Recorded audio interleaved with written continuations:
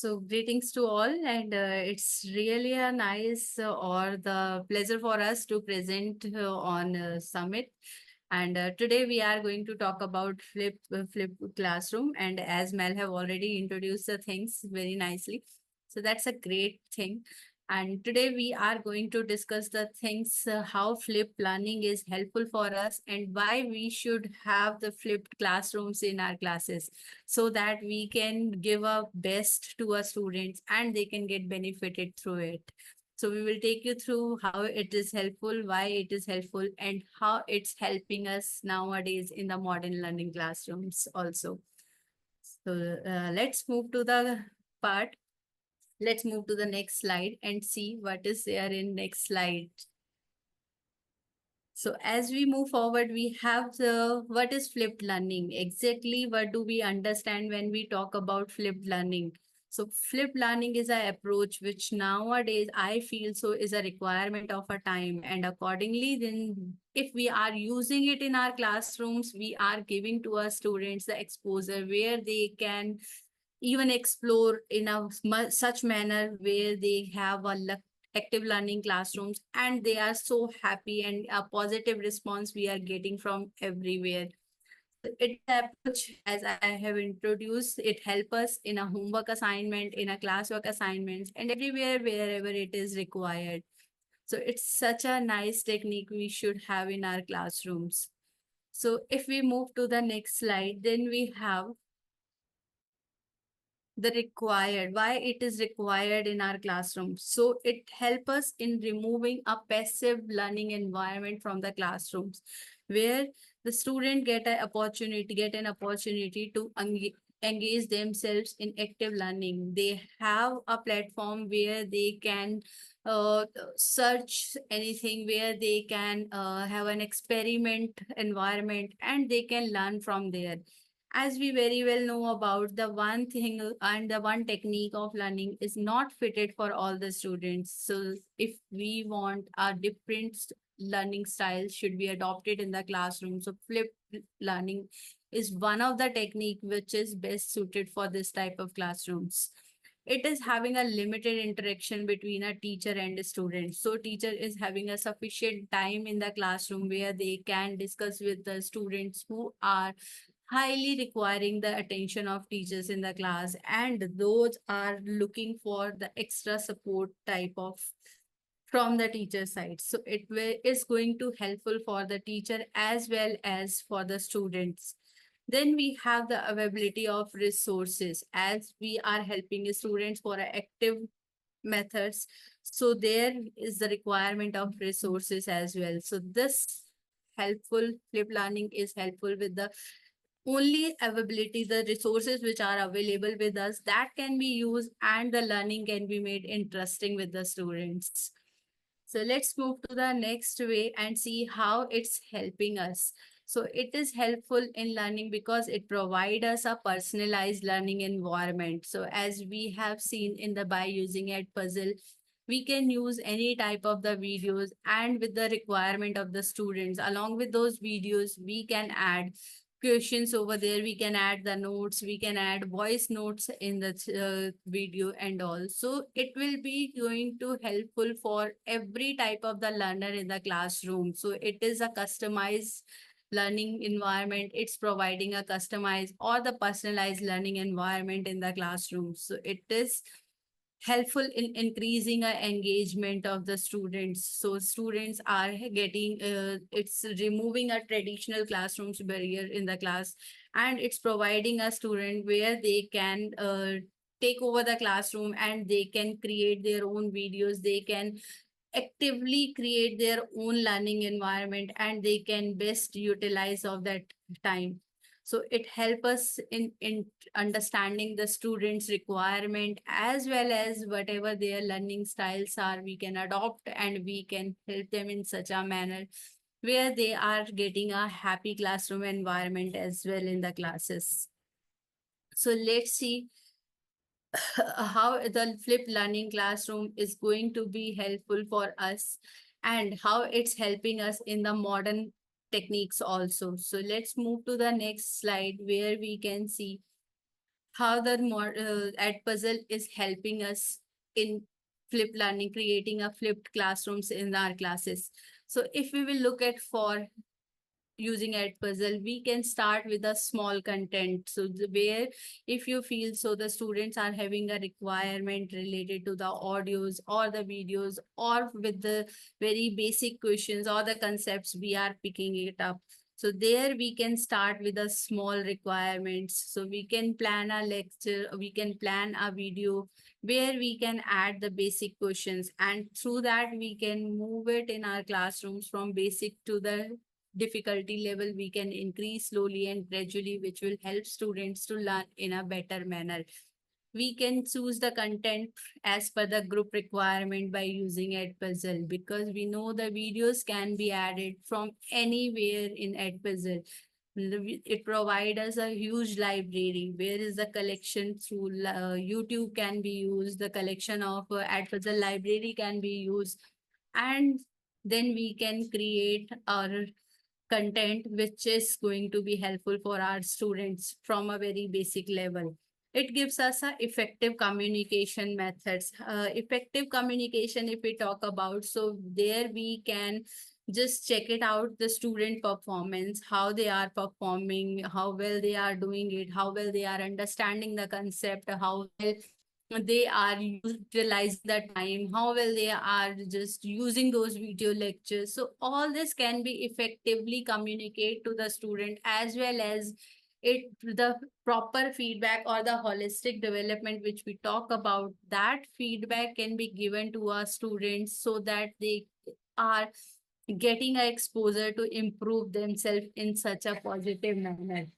We can monitor the progress as well of the students, where my friend in the coming session, my friend Mel is going to introduce how we are using our by using Edpuzzle, we are making our day-to-day classes interesting, and the students are also getting benefit through that. So next we have,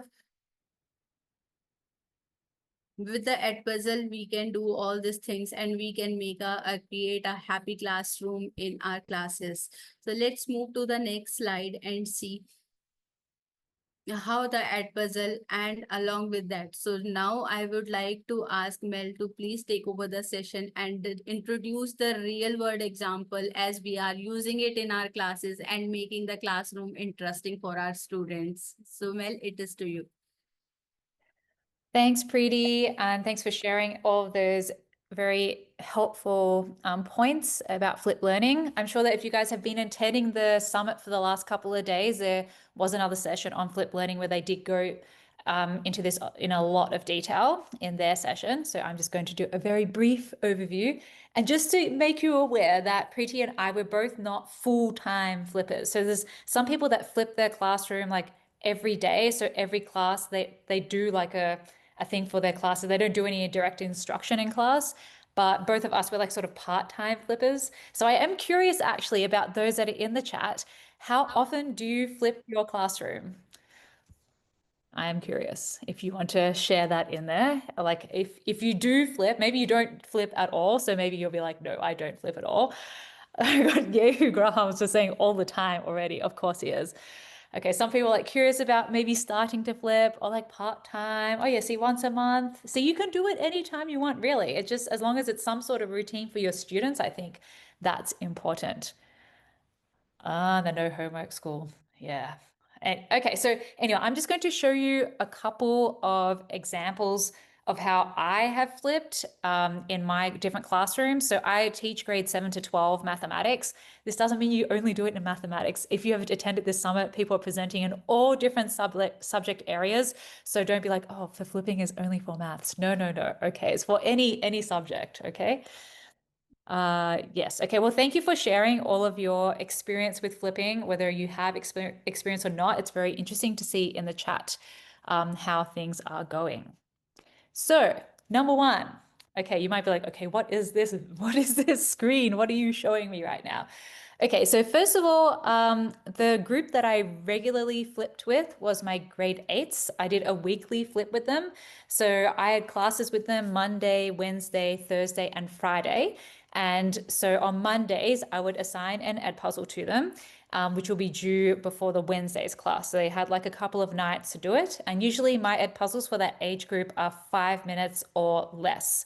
So usually I would introduce maybe some small content or some vocabulary, something that you know that when students do this in class, it takes a long time because you know that every student is different, right? Every student, even if it is a 3-minute video, maybe it's going to take them 10 minutes to get through because it takes some time to understand the vocabulary, to make some key notes, all of those sorts of things. So it takes, it takes some time for them.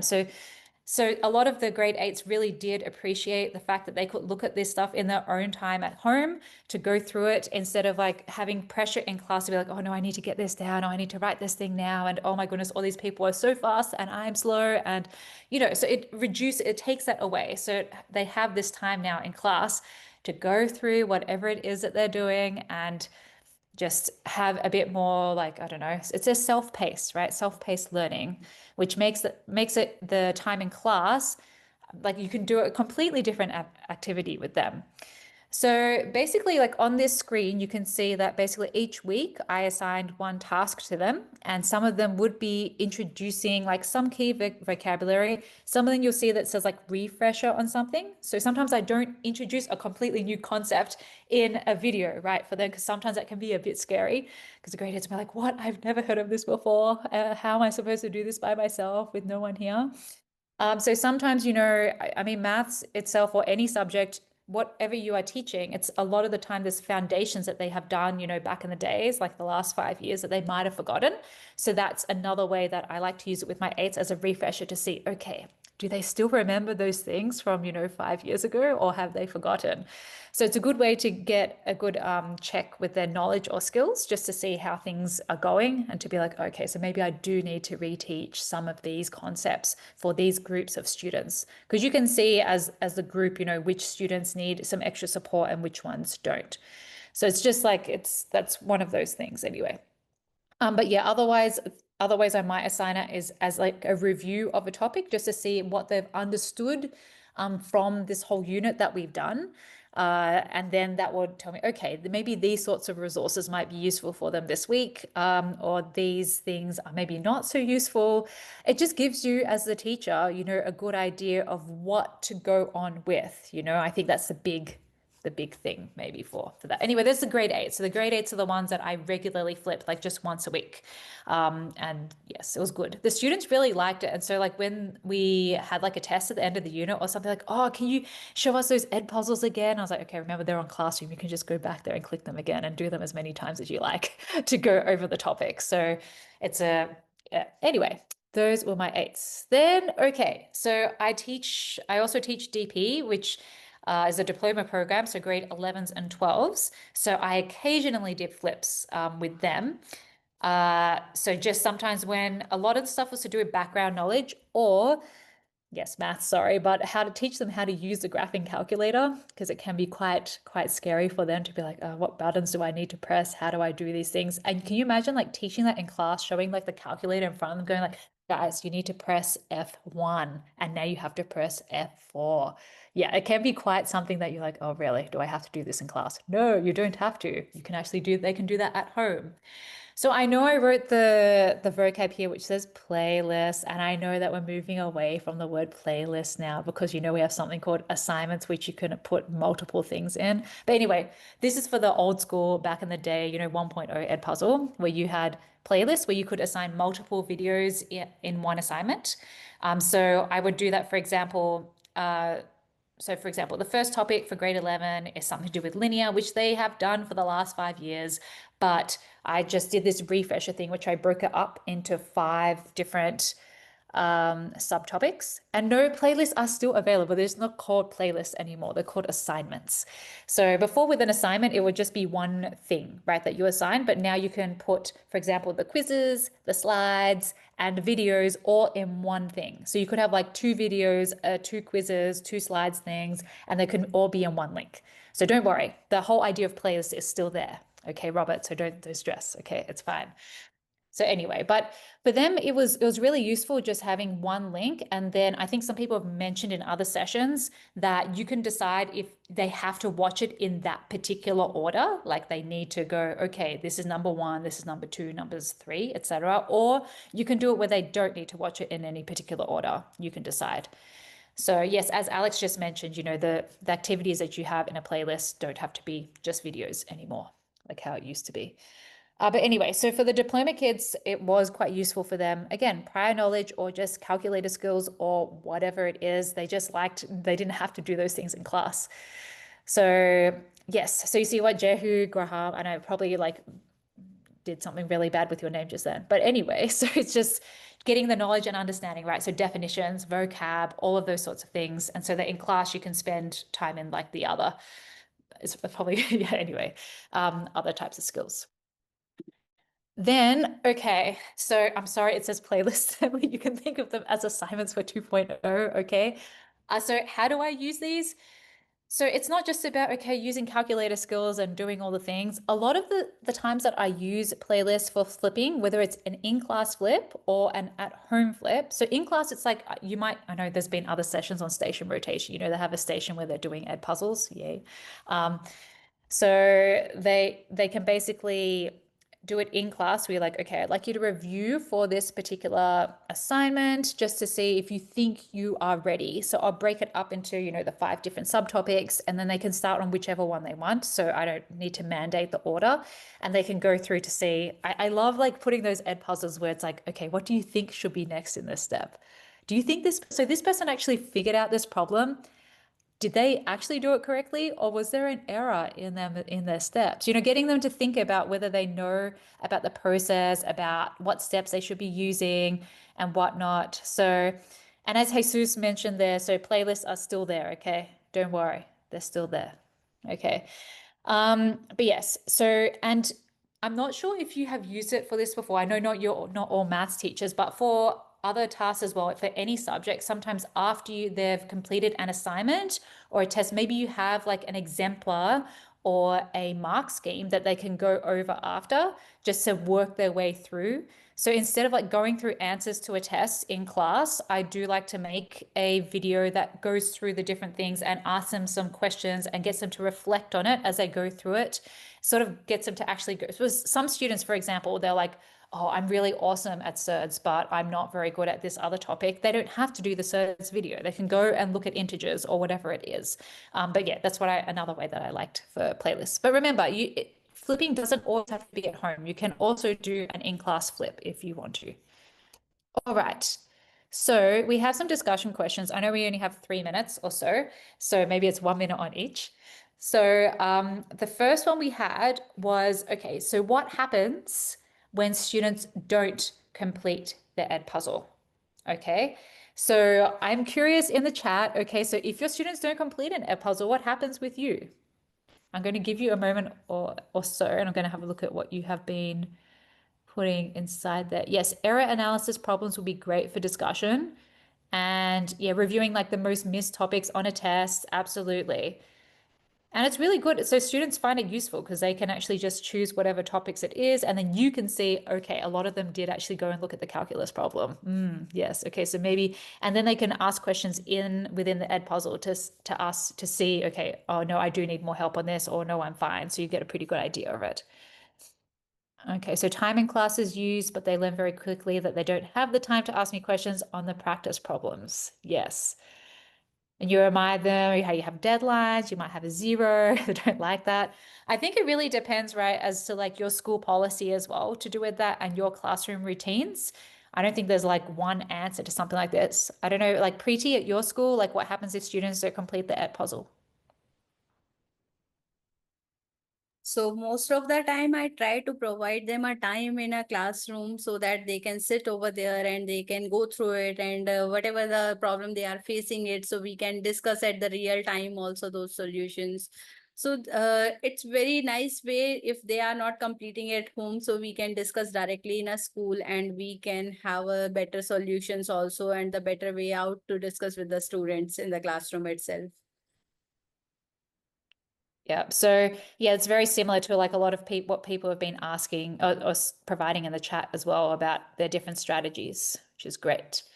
And our second one was about how do you give feedback? So if a student misses a question, do they see the correct answer, either for multiple choice or short answer? Do you review Edpuzzle's questions in class or one-on-one? I know that's a very loaded question and we really don't have a lot of time here. I am very conscious and I'm going to be like, you have 1 minute left, get off. Okay, but anyway, so I mean, it's the big thing is about feedback. So Preeti, for you, how do you usually give feedback? Yeah, definitely we get it from the students, and it's a nice thing. Even the very small things which we can discuss with the students, and we see their the reactions, how they reacted after getting their feedback. So whatever they were having a doubts in the mind, it's got clear in the classroom, and they get a better opportunity to understand those things in the class really well. So it's really a nice way to get the feedback or to give the feedback to the students. So it's a very interesting thing which happens sometimes in the classroom after listening their feedback, how excited they are to learn the further things or how excited they are to know about the further things. So it is a very interesting environment creating in the classroom. It's such a nice way. Awesome. Yeah, and the last thing was about whether you can automatically correct the open-ended questions. So at this stage, as far as I'm aware, you cannot. I do really like that option in Airpuzzle to be able to leave. There's that when you set up a question, you can add feedback there so that after a student has done a question, whether it's multiple choice or open-ended, they can see your written feedback on there. So like they know maybe an idea about the open-ended question, whether it's they're on the right track or not. You might be saying, okay, did you talk about this particular step? Did you try to use this strategy? And that will give them an idea. You still need to manually mark them at the moment, as far as I'm aware. And for reviewing questions in class, I just see if there's a lot of students that didn't understand a particular concept, I will go over it in class. I know it's 5:26. I don't know if there's any questions in the chat in general or not really. We do have this slide deck that which I'll drop in a moment, and there's a link here for like to do the certifications, the stuff to do with flipped learning if you want to investigate more with the Edpuzzle. And yes, there we go.